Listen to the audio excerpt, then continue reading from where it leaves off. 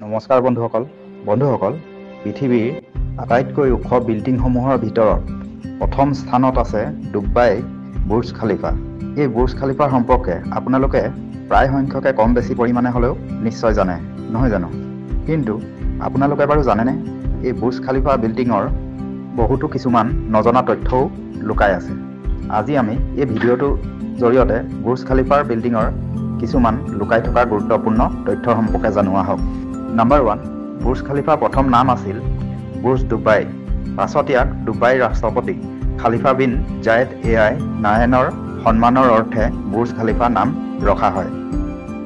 Number 2, Burj খালিফা ইমাৰ প্ৰপাৰ্টিছে 2003 চনত building প্ৰস্তাৱ ৰাখিছিল, কিন্তু 6 জানুৱাৰী 2004 চনৰ পৰা কাম আৰম্ভ কৰিছিল আৰু 4 জানুৱাৰী 2010 চনত সম্পূৰ্ণ হয়। নম্বৰ 3, বুৰ্জ খালিফাৰ উচ্চতা 828 মিটাৰ অৰ্থাৎ 2717 ফুট। আইফেল টাৱাৰতকৈও ই 3 গুণ ওখ। নম্বৰ 4, বুৰ্জ খালিফা বিল্ডিঙত 163 ফ্ল'ৰ আছে, 57টা লিফ্ট আছে, 8টা স্কেলেটৰ আছে, 304খন হোটেল আছে, 900 এপাৰ্টমেণ্ট আছে আৰু 2957টা পাৰ্কিং স্পেচ আছে। নম্বৰ 5, বুৰ্জ খালিফা বিল্ডিংটো বনাবলৈ 12,000 শ্ৰমিকে দিনে ৰাতিয়ে কাম কৰিছিল।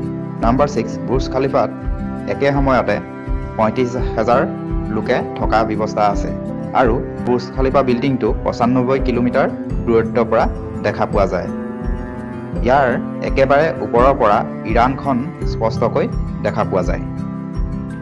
নম্বৰ 7, বুৰ্জ খালিফাত প্ৰতিদিনে 94,06,000 লিটাৰ পানী প্ৰয়োজন হয় আৰু এই পানী 100 কিলোমিটাৰ দূৰত্বৰ পৰা পাইপৰ দ্বাৰা যোগান ধৰা হয়।